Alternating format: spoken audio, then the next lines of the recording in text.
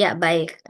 Teman-teman semua, mungkin saya akan apa sharing aja ya, sharing sedikit tentang konsep dasar shock atau biasanya teman-teman mungkin lebih kenal dengan kehilangan cairan, baik itu cairan ataupun mungkin darah atau bisa juga dengan shock yang lain. Jadi shock itu apa ya? Shock itu merupakan suatu kondisi hilangnya volume darah, di mana bisa terjadi penurunan fungsi ke jaringan dan organ, sehingga ini adalah menjadi emergensi atau gawat darurat, bisa sampai menyebabkan kematian. Untuk anatomi fisiologi saya rasa nanti teman-teman silakan searching untuk video-videonya ya. Itu lebih mungkin lebih nyaman untuk belajarnya karena waktu kita memang tidak banyak. Nah, salah satu penyebab shock itu bisa karena kehilangan darah dalam jumlah yang banyak, bisa juga karena pelebaran pembuluh darah yang berlebihan. Nah, biasanya ditandai dan gejala yang muncul itu seperti takikardi atau nadinya di atas 100 kali per menit. Lalu takipnu ya. eh Takipnu ini contohnya apa ya? RR-nya misalnya di atas 24. Lalu ada penurunan urin output ataupun pipisnya itu atau pada orang dewasa itu nanti kita bisa menghitung berapa sih diuretiknya ya. Kalau misalnya dia di bawah 0,5 berarti kurang tuh. Kalau di atas 0,5 oh ya berarti sudah bagus. Lalu ada perubahan status mental atau misalnya pasiennya penurunan kesadaran, gelisah gitu. Terus atau sampai dia meracau atau dia mungkin tangannya yang begini ya. Nah, terus kulit dan ekstremitasnya dingin. Lalu eh, bisa juga teman-teman lihat dari tensi, tapi tensinya itu bukan sekedar yang oh iya dia 70/40, oh ini rendah nih. Belum tentu, jadi harus dihitung dulu mean arterial pressure-nya atau MAP-nya. MAP-nya bagaimana cara menghitungnya? Sistolik ditambah 2 kali diastolik dibagi 3. Jadi kalau misalnya sistoliknya itu adalah 60, 60 ditambah diastoliknya berapa nih? 40 misalnya, 60/40. 40 kali 2 80. 80 ditambah 60 140. Dibagi 3 berarti dia kurang dari 50 ya. 140 bagi 3 berarti sekitar 46 lah ya. Nah, berarti kalau dia kurang dari 65 berarti dia kurang nih. Tensinya berarti dia turun atau rendah. Sebentar.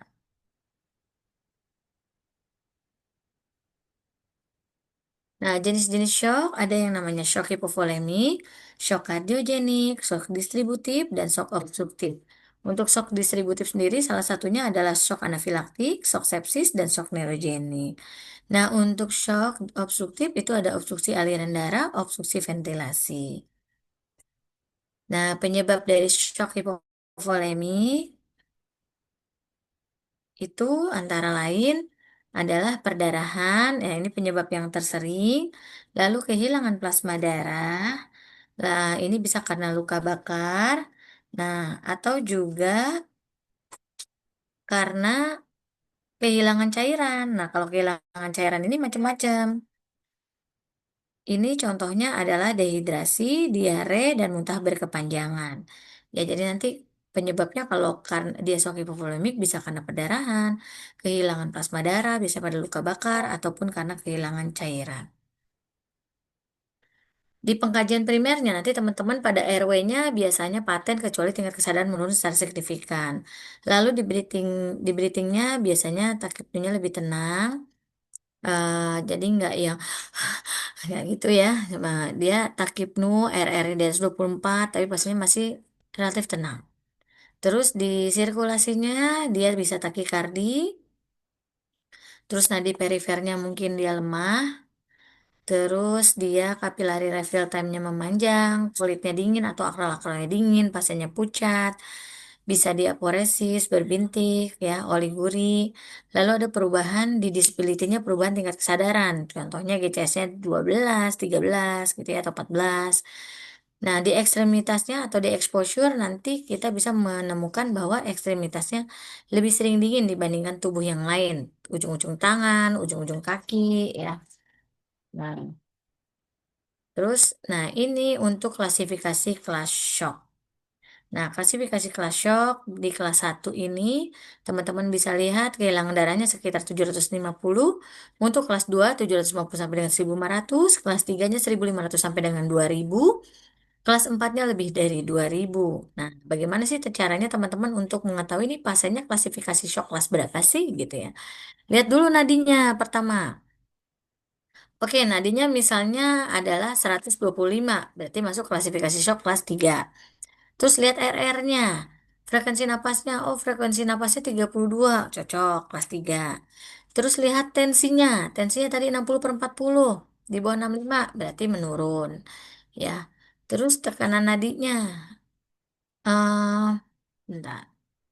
Frekuensi pernapasan, tekanan nadinya berapa nih? Tadi kan denyut nadi, apakah dia menurun ataupun normal ataupun naik? Nanti dicek kembali. Lalu status mentalnya gimana pasiennya? Nah, nanti bisa kita misalnya mau, oh ya udah berarti nih cocoknya di kelas 3 nih. Berarti nanti teman-teman silakan hitung klasifikasi shock kelas 3. Yang pertama dihitung adalah berat badan dulu. Berat badan dikalikan dengan, kalau laki-laki 70, kalau perempuan 65. Nanti teman-teman dapatnya berapa di situ? Nanti silakan dikalikan 30% dan 40%. Jadi estimasi kehilangan cairan ataupun kehilangan darahnya di antara angka tersebut. Nah, untuk penggantian cairannya yaitu 3:1. Kalau teman-teman menggunakan kristaloid, maka silakan dikalikan 3. Misalnya, estimasi kehilangan darahnya atau kehilangan cairannya 1.500 gitu ya. Nah, teman-teman belum punya produk darah nih, berarti kan pakai kristaloid. Nah, berarti dikalikan 3, berarti sekitar 4.500. Nah, tapi cara pemberiannya nanti bertahap. Misalnya 500 dalam 30 menit dulu. Teman-teman evaluasi. Oh iya, ternyata takikardinya menurun. Oh, berarti dia efektif nih dengan terapi cairan yang kita berikan. Baru kita lanjutkan.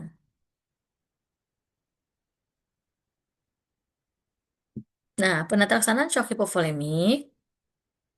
Atasi penyebabnya dulu. Beri tekanan pada perdarahan, pembedahan perdarahan internal, beri cairan pada dehidrasi. Lalu ganti cairan atau darah, kaji apakah perlu dilakukan pemasangan 2 jalur intravena atau penghitungan secara tepat dan cepat untuk jumlah cairan kristaloid ya. Ada hukum 3:1, 3-4-1 rule. Nah, itu tadi yang saya bilang 3:1. Nah, resusitasi cairan ya boleh 1 liter pada dewasa atau 500 dulu sambil kita evaluasi. Nanti tambahkan lagi 500 lagi. Pada anak-anak 20 mili per kilogram BB di bawah 40 kilo. Nah, observasi resusitasi cairan dengan kateter urin. Nanti lihat target urin outputnya berapa. Kalau pada dewasa sudah pasti harusnya di atas 0,5.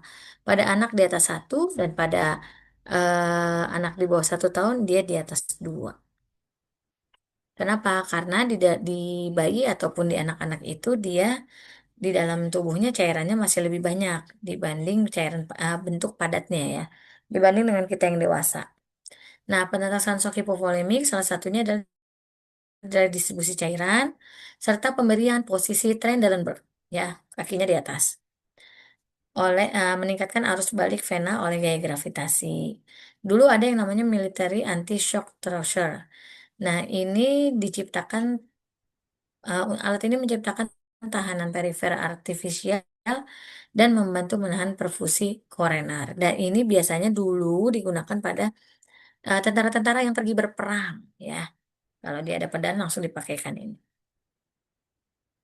Lalu ada yang namanya shock kardiogenik. Shock kardiogenik adalah kegagalan fungsi pompa jantung yang berakibat pada penurunan atau penghentian curah jantung. Penyebabnya macam-macam. Ada infak miokard, emboli jantung, trauma tumpul jantung, serta ada tamponade kardiak atau tamponade jantung.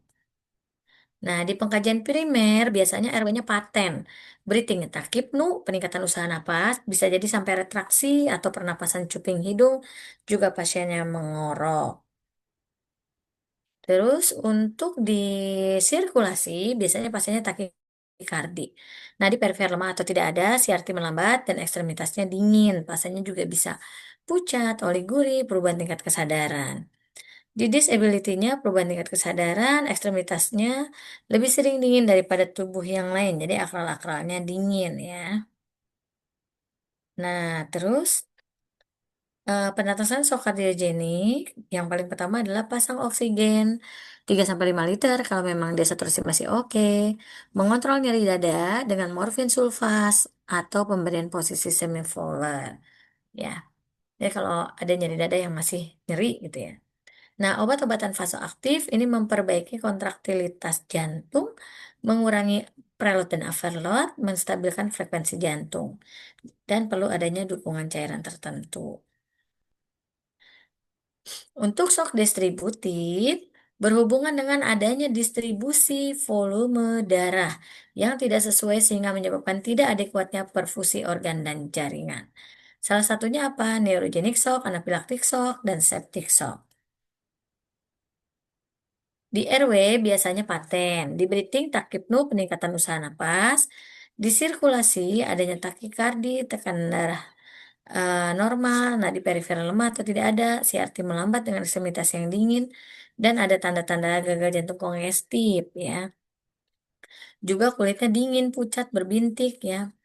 Nah, untuk disability-nya ada perubahan tingkat kesadaran atau GCS-nya turun, mungkin di 13, di 14.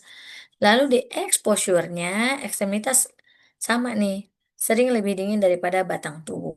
Jadi, dia apa tuh? Akral-akralnya dingin. Nah, untuk shock anafilaktif sering disebabkan oleh alergi obat, terutama yang memberikan secara intravena sebagai antibiotik atau media kontras. Nah, bisa juga karena sengatan serangga, contohnya lebah, juga dapat menyebabkan shock dia anafilaktik. Tanda dan gejalanya apa nih yang paling pertama? Yaitu ansietas, juga ada agitasi, lalu hipotensi dan takikardi, lalu distres pernapasan dengan stridor dan menging, pasiennya bisa muntah, ya, nausea, mual muntah, angioderma, urtikaria. Penatasan shock anafilaktif yang paling pertama adalah hentikan pemberian obat atau antigen penyebab. Salah satu penyebab shock anafilaktik juga bisa karena transfusi ya. Nah, kemarin sempat kejadian di saya itu tidak merah-merah gitu ya pasiennya, tapi tensinya langsung turun. Nah, ternyata dia kemungkinan dari reaksi transfusi. Lalu, baringkan penderita dengan posisi tungkai yang lebih tinggi dan dari kepala. Berikan adrenalin 1 banding 1000 ya. Terus bebaskan jalan napas dan awasi tanda-tanda vital sampai shock teratasi.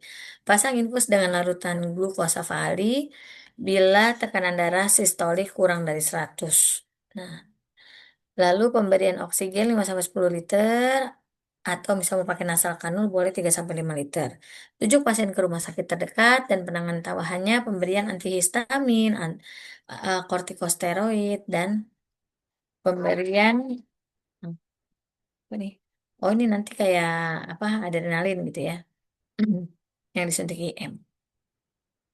Nah, shock sepsis dapat disebabkan oleh organisme infeksius atau karena produk dari suatu organisme, misalnya endotoksin, yang merangsang sistem imun dan mencetuskan lepasnya dan aktifnya mediator inflamasi. Penata laksanaan shock sepsis, identifikasi dini shock sepsis, dan dukungan hemodinamik. Nah, untuk neurogenic shock, merupakan shock yang terjadi akibat dari ketidakseimbangan antara stimulasi sistem saraf simpatis dan parasimpatis juga pada otot polos pembuluh darah.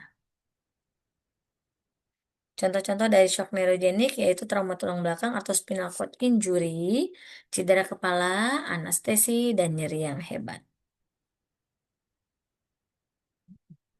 Gejala awal shock neurogenik yaitu pasiennya bisa saja hipotensi, terus pernapasan bisa normal atau sulit bernapas, tekanan nadi melambat, pengisian kapiler lambat, ya, kulit kering, hangat serta bawaannya merah muda. Rasanya bisa gelisah, oliguria ataupun sampai dengan anuria atau nggak ada urinnya ya. Nah, penetasannya gimana nih? Posisikan kepala siapa nih? kepala pasien tentunya ke bawah untuk memperbaiki tenus return. Jadi lebih tinggi.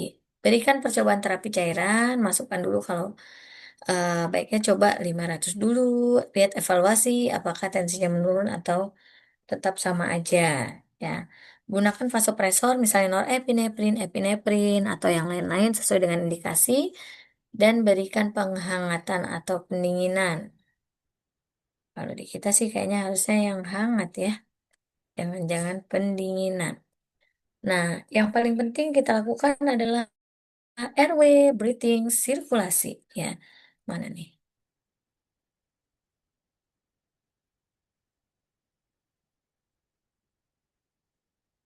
Nah, oksigennya lihat volume darah juga, posisi shocknya, cairan ataupun darah. Ya, masih ada berapa nih gitu supaya tidak mubazir.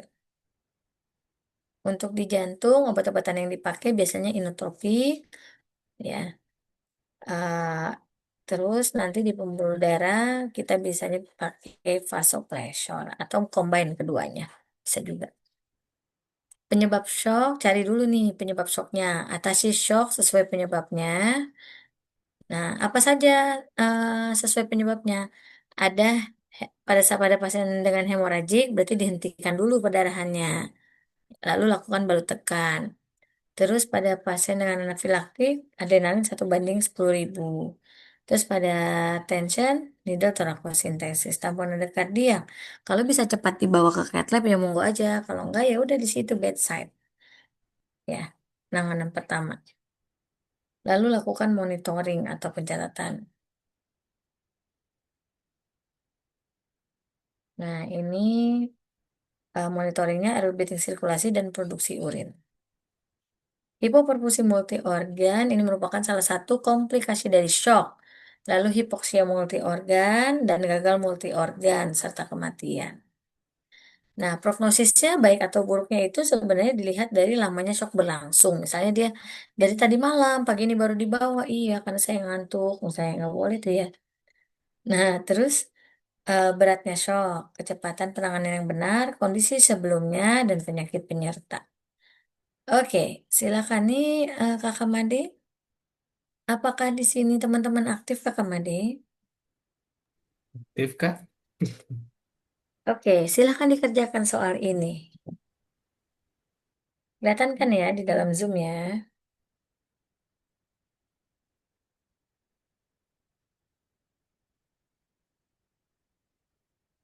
Yuk, monggo kakak, silakan. Siapa yang bisa jawab?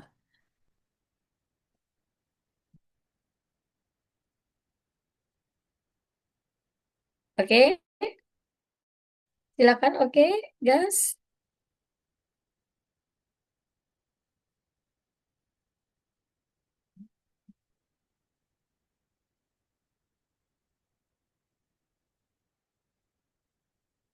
Coba dilihat di sini. Tensinya 70 per 40, 70 tambah 80, 150, belum sampai di atas 165.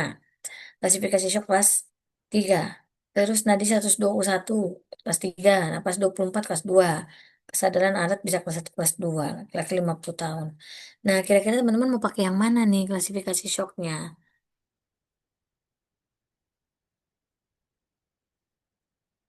Kita dulu estimasi ya. Di sini berarti sebentar. Eh,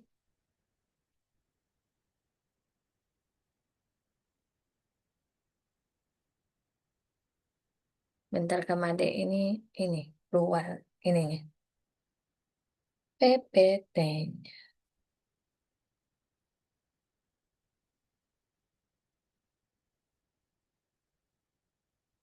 Nah,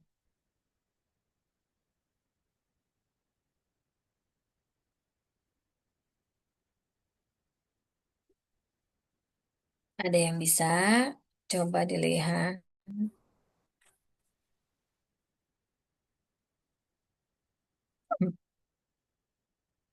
Coba, ini klasifikasi sesok kelas 3.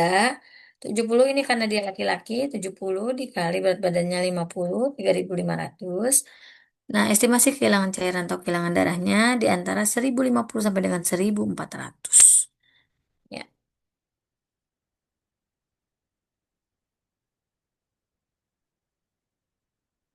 Oke, sudah sampai di sini.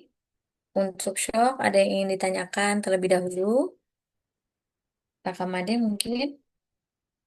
Silakan kakak-kakak, Kak Ismi, Kak April, Kak Eka, ataupun Kak Nining, Kak Fani, Kak Lucy, apakah ada pertanyaan terkait dengan shock? Izin Kak, bisa Ya, silakan diulang Kak. cara menghitungnya nggak Kak? Cara menghitungnya ya Kak ya. Iya, Baik, begitu Kak Yulia terkait dengan cara menghitungnya untuk Ya. shocknya. Oke, Kak Made, bentar ya. Saya ini dulu, baring dulu. Nah, ini kan pasiennya.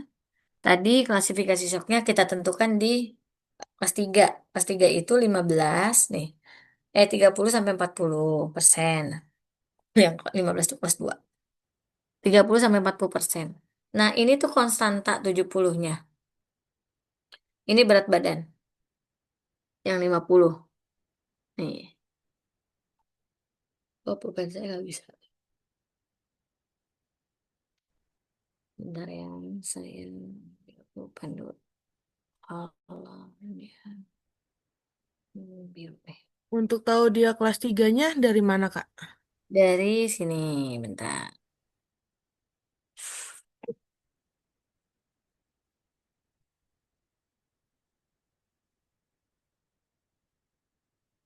Dari sini. Teman-teman nanti lihat kesadarannya alert dia klasifikasi shock kelas berapa. Terus napas RR-nya 24. 24 di situ kayaknya kelas 2 ya.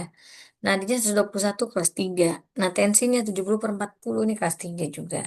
Masih di soal nih Kak. Iya, maksudnya ini eh, teman-teman lihat dari sini, dari jumlahnya. Nih, sebentar.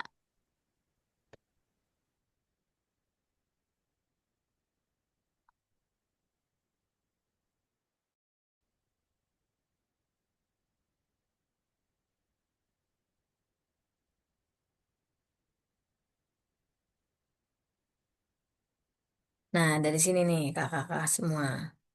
Seperti yang saya jelaskan tadi di tabel. Tadi tekanan darahnya kan sistolik tambah 2 kali diastolik dibagi 3. Nah, itu menurun ya tekanan darahnya di sini. Nadinya 121 berarti di sini sama di kelas 3. RR-nya tadi berapa? 20-an ya. 20-an berarti kelas 2. Nah, kita ambil yang terbanyak aja. Nah, yang terbanyak di kelas 3. Makanya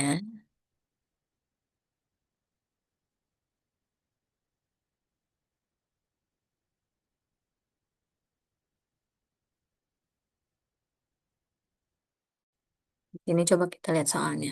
Nah, jadi gitu dari RR, dari nadi, dari tensi, dari status mentalnya. Nanti teman-teman di situ bisa menentukan dia klasifikasi shock kelas berapa. Nah, penghitungannya ini 70 ini laki-laki, kalau perempuan itu 65 ya. Nah, supaya kita kali berat badan nih, dapatlah segini. Baru kita hitung 30%-nya berapa sih sama 40%-nya. Jadi dia estimasi kehilangannya antara ini sama ini. Iya, ada yang ingin ditanyakan lagi? Apakah sudah cukup jelas?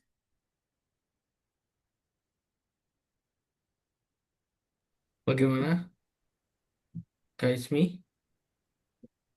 Kak boleh Ada balik ke tabel yang tadi persentasenya nggak Kak? presentasi yang mana nih? Yang tadi apa namanya kelas-kelasnya itu, yang tabel. Nih, bentar. Dia bukan. Iya benar. Gimana?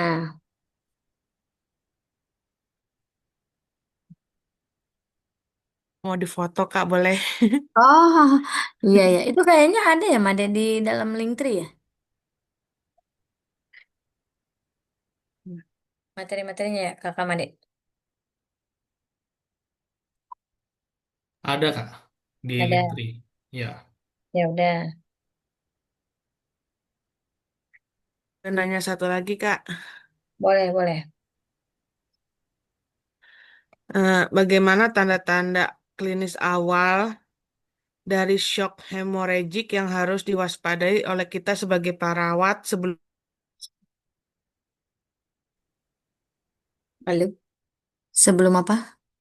sebelum terjadinya hipotensi berat? Oke.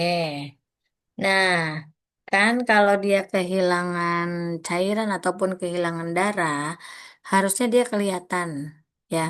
Keluarnya dari mana? Apakah dari vagina, apakah dari eh, apa namanya? Lubang kemaluan ya, anus gitu, atau dari mulut, dari hidung ya. Eh, atau dari ada sayatan yang keluar dan memang secara kasat mata itu kelihatan nih. Oh, di sini nih dia disayat gitu, keluar darah banyak. Bisa kita lihat dulu dari situ. Namanya nanti kita melihat klinis. Terus lihat dulu kondisi pasiennya, raba denyut nadinya, ya makin lama apa gimana. Terus tadi tensinya berapa? Karena kita mau ngelihat MAP-nya, tekanan darahnya, ya berapa tadi ya. Terus kalau dia di bawah 65 maka dia dikatakan menurun. Kalau di atas 65 dia dikatakan normal lah ya. Terus nanti nadinya juga dicek ya. Nadinya kan kelihatan nih di sini. Kalau dia kelas 2 atau kelas satu dia kalau kelas satu kurang dari 100, kalau kelas 2 lebih dari 100, kalau kelas 3 lebih dari 120. Lah, kamu nanti tinggal dihitung banyaknya yang mana ya.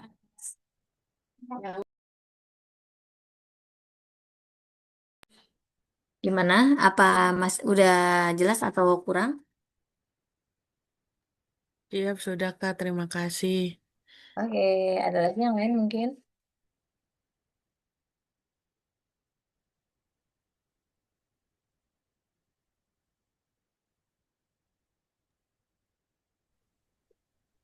Bahkan sebelum kita beralih ke sesi yang kedua ya, Kak Yulia.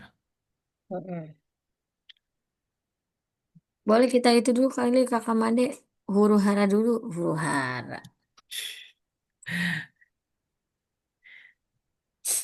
Tenang atau apa Kakak Made?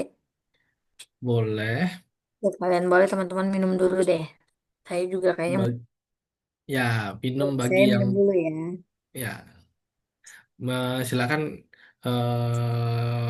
istirahat dulu 5 sampai 10 menit untuk kakak-kakak 5 menit aja Kak merenggangkan Made kayaknya. ya. 5 menit aja ya. Oke, 5 menit untuk kakak-kakak ini Kak. Oke, bentar. Bentar ya Kak Made ya. Triase. Nah, apa sih yang disebut dengan triase nih? Kepo nggak nih? Nah, mungkin kita bisa nonton videonya dulu sebentar ya.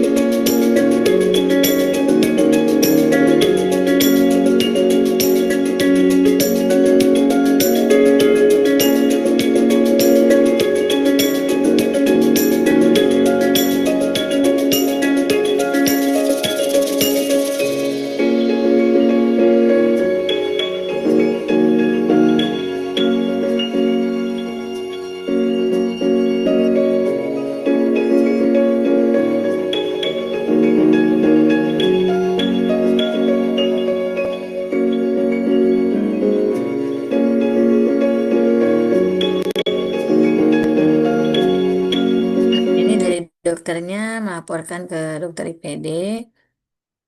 Nah, terus di sini nanti dokter EPD melihat kembali ini EKG-nya apakah dia memang arahnya STEMI atau bukan gitu. Nah, kalau STEMI mau gimana? Apakah mau dilakukan primary PCI? Ini tadi triasenya dia masuk ke zona merah ya. Oke.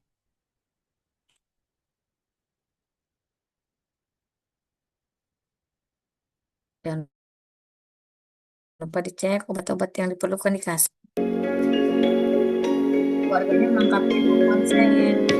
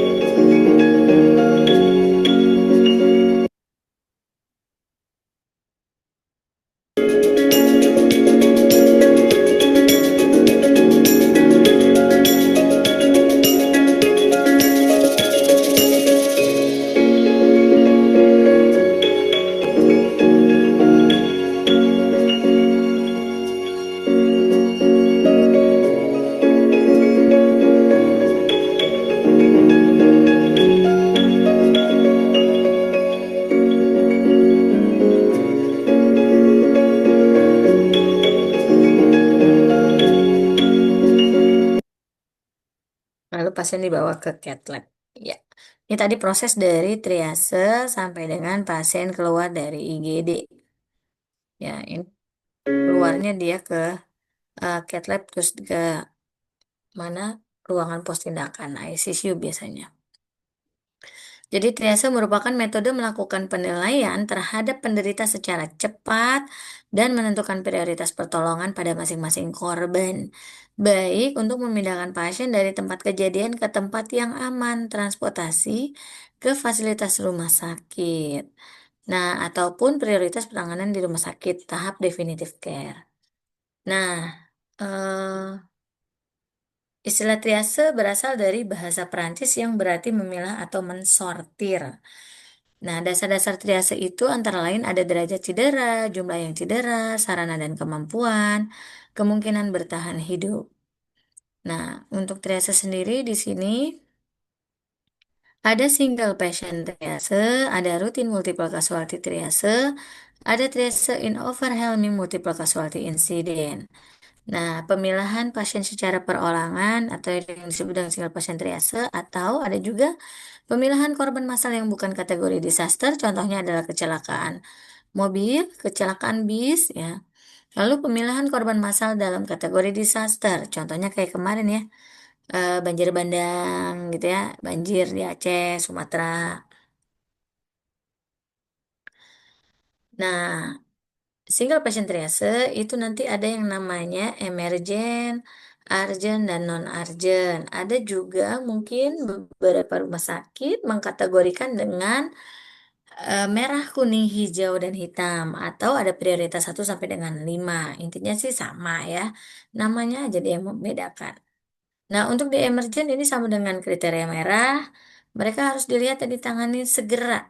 Ya, dia prioritas pertama. Contohnya ada trauma mayor, multiple trauma, terus akut miokard infark, atau dia curiga STEMI, sumbatan jalan napas, shock, dan anafilaksis. Tapi untuk stroke dan spinal injury di saya ini masuknya juga di merah, ya. Nah, Arjen ini kuning. Contohnya appendicitis akut yang memang belum dia ngarah ke perforasi. Kolesitistis. Nah, untuk yang non-Arjen ataupun ini hijau, biasanya dia bisa berjalan kaki pada saat masuk ke dalam rumah sakit, ya, atau kondisi sakit yang ringan. Apa saja adalah laserasi kulit, kontusio. Oh, kontusio kalau di saya ini merah. Luka abrasi dan luka lainnya, fraktur tertentu dan dislokasi, demam, dan kondisi medis lainnya yang termasuk kategori ini. Nah, ini kategori yang bukan masuk ke dalam disaster ini ya, kecelakaan bis. Nah, ini massal tapi bukan disaster. Metode start triase yaitu ada simple triase and rapid treatment. Jadi kalau pasiennya nanti datang, lihat dapat berjalan apa enggak. Kalau dia dapat berjalan, berarti masuknya hijau. Kalau dia tidak bisa berjalan, cek napasnya. Apakah ada napas atau enggak. Kalau enggak ada napasnya, bebaskan jalan napas. Tidak bernapas juga berarti dia kategorinya hitam. Nah, ada juga misalnya di sini pasiennya bernapas, ya, cek frekuensi napas. Lebih dari 30 kali per menit, ya oke lah. Eh, eh, kalau lebih dari 30 kali per menit berarti dia masuknya langsung ke zona merah. Tapi kalau kurang dari 30 kali per menit, cek perfusi. Bisa CRT, bisa juga cek nadinya. Kalau nadi di atas 100 berarti kalau CRT dia lebih dari 2 detik itu masuknya merah. Tapi kalau CRT-nya kurang dari 2 detik, cek kesadaran terakhir. Kalau dia dapat mengikuti perintah, berarti dia kuning. Kalau tidak dapat mengikuti perintah, berarti dia mesinnya merah. Nah, ini tadi ya, stat triase itu ada 3. Respirasi, RR, dan saturasi. Perfusi, nadi, dan denyut lemah atau kuatnya nadi. Dan mental atau status mental. Rapid Assessment Triase, metode STAT. Ini ada awal, airway, breathing, sirkulasi, dan kesadaran. Nah, untuk di awal, panggil semua korban yang dapat berjalan dan perintahkan pergi ke suatu tempat. Semua korban di tempat ini dapat kartu hijau. Nah, untuk RW, lihat masih bernapas atau enggak. Kalau enggak bernapas berarti hitam. Kalau masih bernapas berarti merah. Kalau dia bernapas spontan, lihat lebih dari atau kurang dari 30 kali per menit nih. Kalau lebih dari berarti dia masuknya merah. Kalau kurang dari 30 kali per menit berarti cek lagi di sini sirkulasinya, capillary refill time-nya. Ya. Kalau lebih dari 2 detik atau lebih dari 100 kali per menit untuk nadinya berarti dia masuknya merah. Kalau tidak lebih dari berikutnya berarti dia masuknya, lihat, dengan perintah. Kalau dia bisa mengikuti perintah berarti kuning. Kalau tidak bisa mengikuti perintah berarti merah. Pak, coba angkat tangannya yang kiri, misalnya gitu ya. Nah, pemilahan korban apa nih? Nah, korban massal dalam kategori disaster, triase in overwhelming multiple casualty incident. Nah, ini ada yang namanya save and start. Yang save itu apa ya? Secondary assessment of victim endpoint, ya. Nah, ini ada yang unsurvivable, immediate, dan delay. Secondary assessment victim endpoint. Triase di lapangan, ambulannya terbatas dan terbatas rumah sakit. Nah, untuk definitive care. Ada tiga kategori yang akan meninggal apapun yang dikerjakan berarti di unsavable. Ini terakhir di bawahnya. Korban yang akan hidup apapun yang dikerjakan berarti dia masuknya immediate, ya. Berarti ini yang duluan. Nah, yang ketiga apa nih? Korban yang akan tertolong dengan penanganan terbatas di tempat delay. Jadi tanganin dulu situ sambil nunggu ambulannya datang lagi. Jadi kita bawa yang bukannya bisa jalan-jalan gitu, enggak ya. Ya masih sadar sehingga prognosisnya mungkin akan lebih baik. Ini kategori triase di lapangan contoh aja ya. Merah, kuning, hijau, hitam. Sama sih kalau di kami juga pakainya merah, kuning, hijau, hitam. Ini hampir sama seperti yang tadi, pasiennya masuk IGD, lalu dilakukan triase, ya. Bisa juga dari ambulans, SPGDT, ya. Nah, nanti dokter di sini akan mentriase kira-kira masuk ke mana nih? Merah, kuning, hijau, hitam, Setelah itu nanti dia masuknya kemana? Dari merah misalnya ke ICU, ICCU, HCU. Setelah tata laksana. Tapi TAT-nya ada nih turnaround time. Turnaround time-nya itu di kami itu kurang dari 4 menit. Kurang dari, ya, 4 jam, sorry. Kurang dari 4 jam. Harusnya sudah move dari IGD. Dia mau kemana? Ke ruangan ke ICU, ke OH. Nah, itu harus cepat. Triase versi rumah sakit versi ATS atau Australian Triage Scale. Nah, ini lebih banyak nih, tapi intinya sama. Imminently life threatening ini sama dia di merah, ya. Nyeri dada, ada tuh nyeri hebat. Yang potensial ini juga masuknya merah. Baru yang ini dia masuknya kuning. Potensialnya serius. Waktunya 60 menit, kurang dari 60 menit, ini masuknya kuning.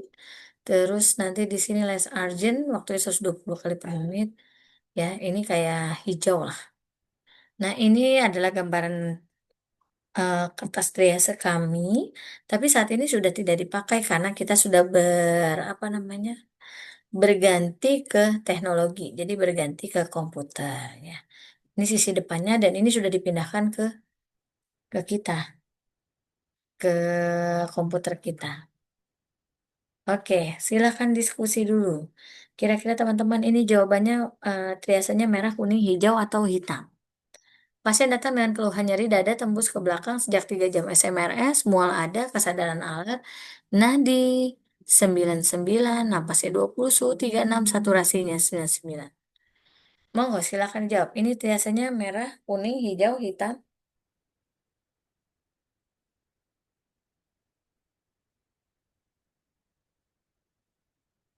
Yuk, silakan. Kira-kira merah, kuning, hijau, hitam. Pilihannya hanya hijau sama hitam, Kak. Dari merah. Merah, kuning, hijau, hitam.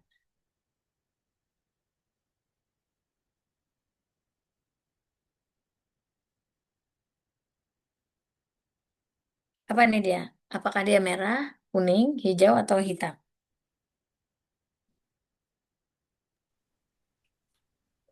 Hijau mungkin. Kalau menurut saya kuning, Kak. Hijau, kuning. Ada lagi? Curiganya pasiennya kenapa nih? Kira-kira. Keluhan nyeri dada tembus ke belakang. Sejak 3 jam SMRS sebelum masuk rumah sakit, mual ada. Kalau dari sejarah, kalau teman-teman melihat EWS, pastinya hijau. Ya enggak? Tapi di sini ada keluhan nyeri dada tembus ke belakang. Kita curiganya dia serangan jantung atau STEMI. Sampai nanti dia di EKG barulah dia kelihatan. Ya, jadi kayak gini masuknya merah. Karena apa? Karena kita curiganya STEMI. Coba bayangkan. Begitu kita taruh kuning ya, dia baru duduk di kursi roda atau mungkin dia sudah dapat bed. Ya, oh, saya agak susah nih karena pasiennya banyak terus. Nah, terus dia kan ada keluhan nyeri dada. Kalau di kuning itu kan boleh nanti aja ya periksanya gitu ya. Dokternya nanganin yang merah dulu.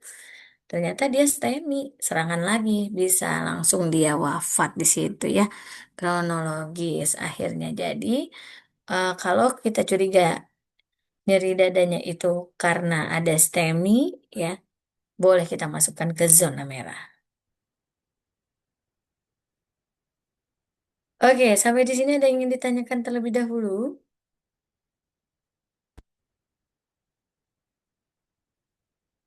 Kalau nggak ada mungkin kita langsung aja ya Kak Made. Benar.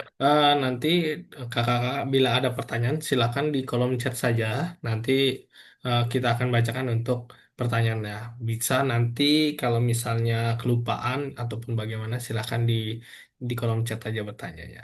Ya, silakan Kak Yulia. Ya, baik. Ya, nanti boleh di kolom chat ya, biar Kak Made ini bisa baca-baca chatnya. Yang terakhir Kak Made luka bakar ya. Yang ini materinya cuma 1 JP 1 JP nih.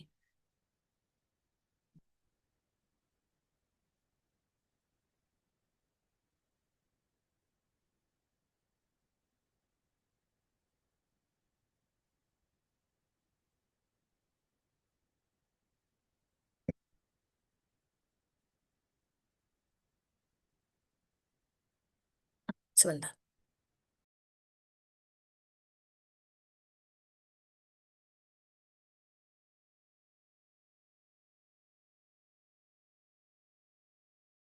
Rasanya nggak sah.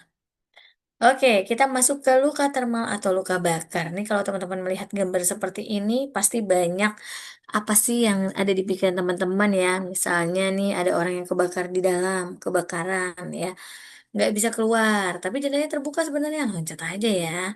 Ini kan pendek nih. Terus bisa juga ini ada petugas yang mengamankan TV-nya daripada orangnya ya. Dia lebih mengamankan TV-nya atau maling. Ya. Dalam berbagai kondisi biasanya ada orang yang memanfaatkan kesempatan dalam kesempitan. Oke, nggak bisa.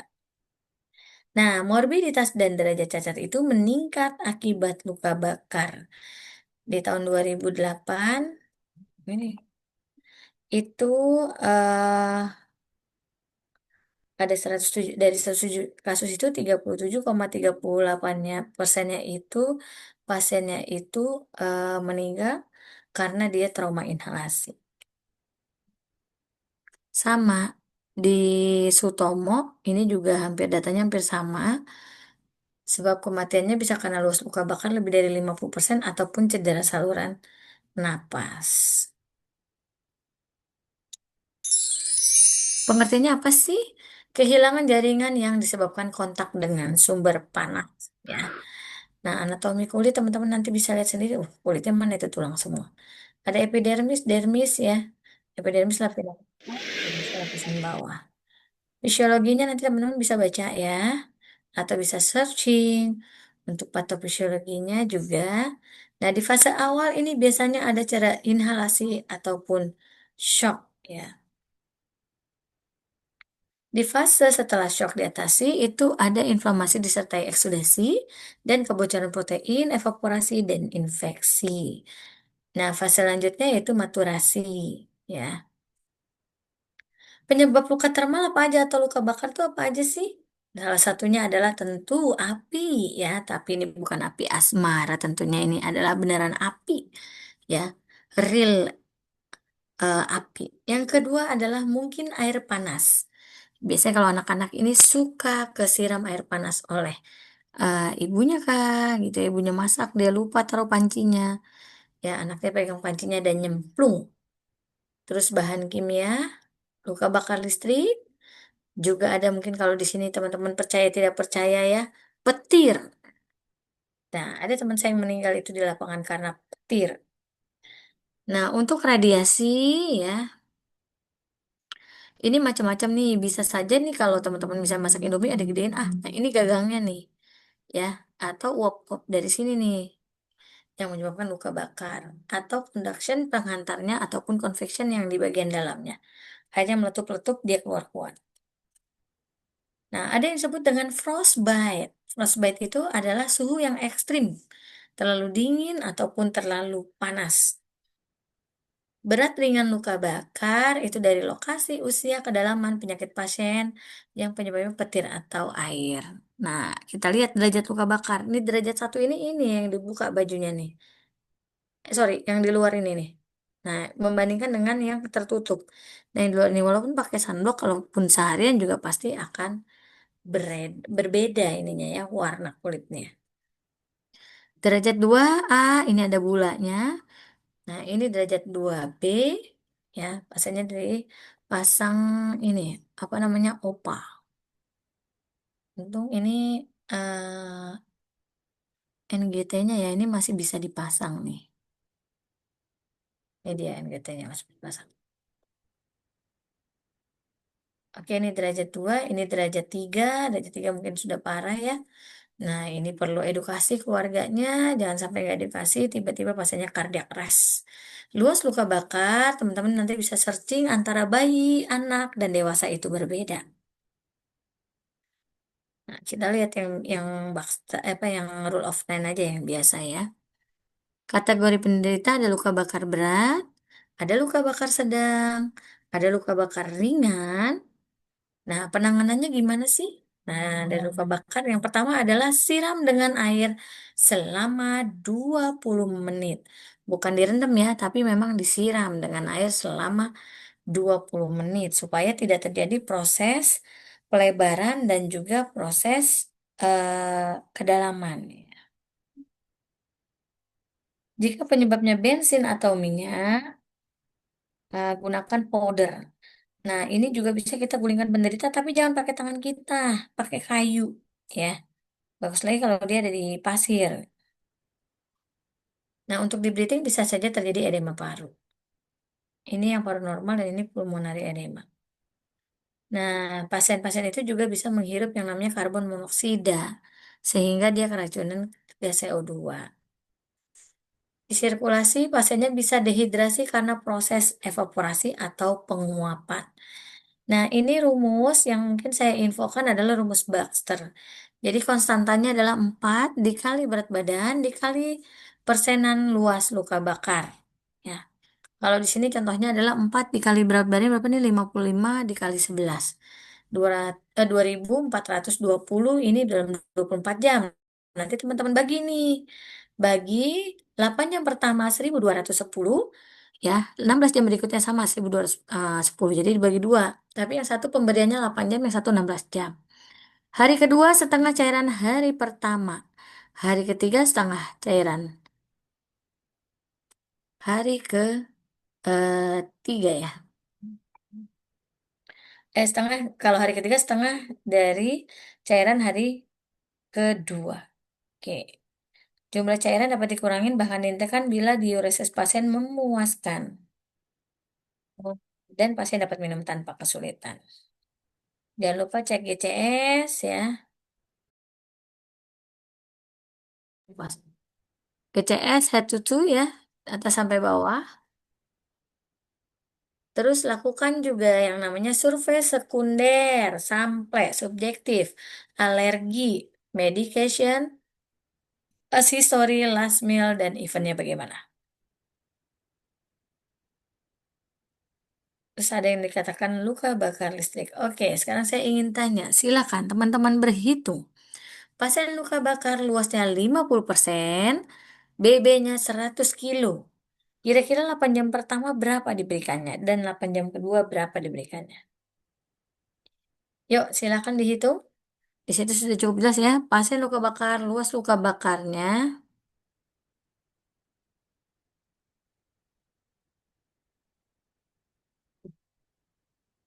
50%, BB-nya 100 kilo. Kira-kira menurut teman-teman 8 jam pertama ini dikasihnya berapa cairannya? Ya, aku ketutup nih. Silakan dihitung. Yuk, yang sudah boleh langsung sebutkan.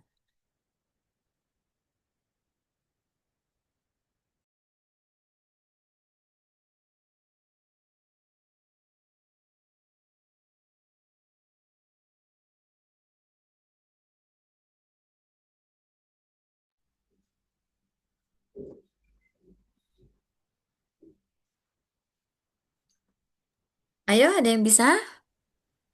10.000 mili bukan Kak? Dari mana tuh? Dari ini 4 kali kali berat badan 100 kali Terus, 50 sama dengan 20.000 mili atau 20 liter. Tapi itu kan kalau 8 jam pertama itu diberikan 50%. Berarti 50% dari 20.000 liter, mililiter itu 10.000. Baru 16 jam berikutnya eh tunggu ya Kak. Baru hari kedua itu 20 dari setengah itu 25, baru hari ketiga juga 25. eh, bentar.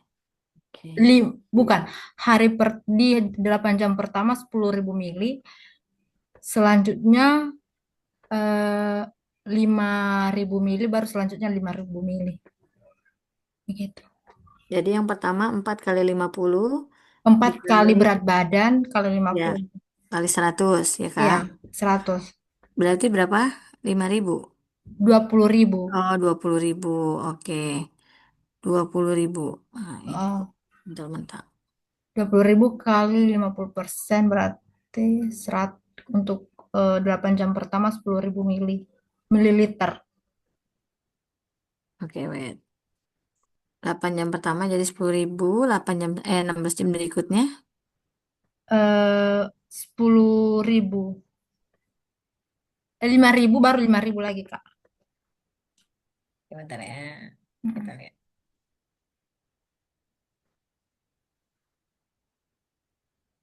Iya, saya ambil ke atas dulu nih.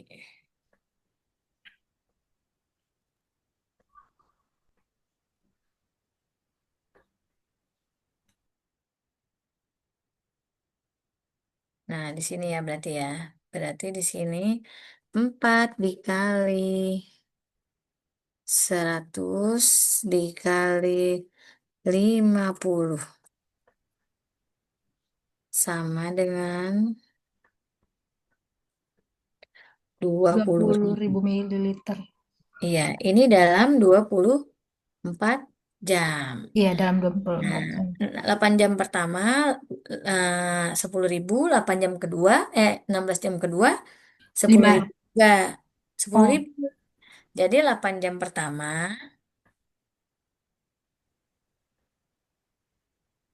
nih, 8 jam pertama itu sama dengan kan setengah ya. iya setengah Berarti dari 20. 10.000. Nanti 16 jam berikutnya tuh sisanya setengahnya juga. 10.000. Mm-mm.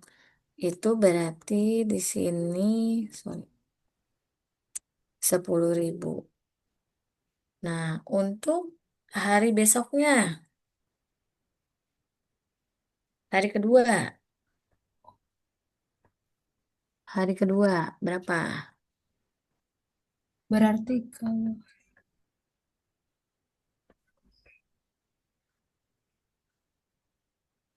Hari kedua itu setengah hari pertama. Jadi setengah dari 20.000. Berarti sepuluh sepuluh ribu. ribu Banyak kan? Nah, hari ketiga itu setengah dari hari kedua. Berarti Berarti 5.000. setengah 5.000. ribu. Nah, Ya, gitu ya. Bisa ya. bisa-bisa, Kak. Oke. Ya, saya rasa ini kalau menghitung udah oke. Tadi yang itu bisa, yang ini juga bisa. Stop saya dulu. Kamade, mungkin ada yang ingin ditanyakan Kamade?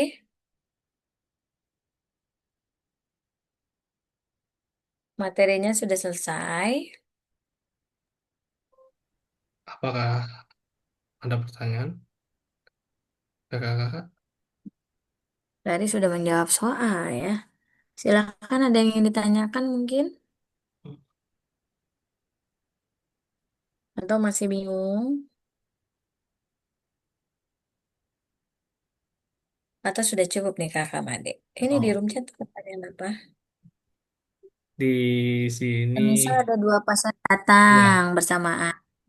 Pasien pertama laki-laki korban kecelakaan beruntun dan terjadi trauma kepala dengan GCS 9, jaringan otak keluar, dan pasien kedua dengan sumbatan jalan napas, airway dan obstruksi wajah tampak sudah membiru, tidak bisa berbicara.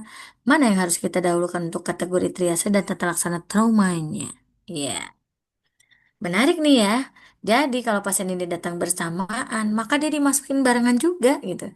Dimasukkan bersamaan juga. Di situ kan mungkin kita ada security ya, atau ada petugas pemandu ataupun porter yang standby di triase, maka panggil mereka langsung, Pak, ini langsung masuk ke zona merah. Cuma kalau di saya untuk trauma itu kami punya yang namanya kotrauma. Jadi yang ini Pak, benda asing langsung masuk ke zona merah, yang ini masuk ke ini ruang resusitasi, aktivasi kotrauma. Nah, yang penting pasiennya masuk dulu, panggil tim zona merahnya supaya langsung tata laksana kita sambil melakukan triase ya di dalam. Jadi boleh kita lakukan triase di dalam, nggak usah nunggu pasiennya ngantri di luar gitu. Yang lain sebentar ya Bapak-bapak, Ibu-ibu. Saya akan masukkan pasien yang ini dulu karena ini lebih gawat. Yang tadi dua-duanya ini berarti langsung masuk bersamaan, minta tolong timnya yang lain untuk bantu masuk. Gitu ya. Kakak Ismi.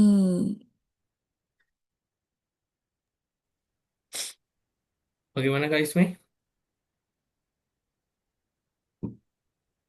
Ya Kak Ismi sepertinya ya. Ya Ya sudah, tadi, Kak Made. ya Sudah Kak, mungkin. ya. Oke, silakan Kak Yulia untuk closing statementnya terkait dengan ada 3 materi terkait dengan triase, trauma dan trauma untuk luka bakar dan juga terkait dengan tadi Cok. shock. Silakan. Mm. Oh ini Ya, Kak Yulia diharapkan baru datang. teman. Ya, diharapkan teman-teman jangan lupa kita selalu mengutamakan pasien ya. Jadi pasien itu jangan diminta untuk mengikuti teori, tapi teori yang mengikuti kondisi pasien ya. Jadi supaya apa? Supaya teman-teman juga sesuai gitu ya. Nanti juga akan mendapatkan hak. Nah, kewajibannya harus kita laksanakan. Mungkin itu aja sih, Kakak Made. Oke, terima kasih untuk Kak Yulia. Silakan untuk kakak-kakak membuka mikrofonnya. Kita akan memberikan apresiasi. Oh, ya, Kak Ismi tadi WiFi bermasalah. Ya, Ya nggak tadi apa-apa. nanti akan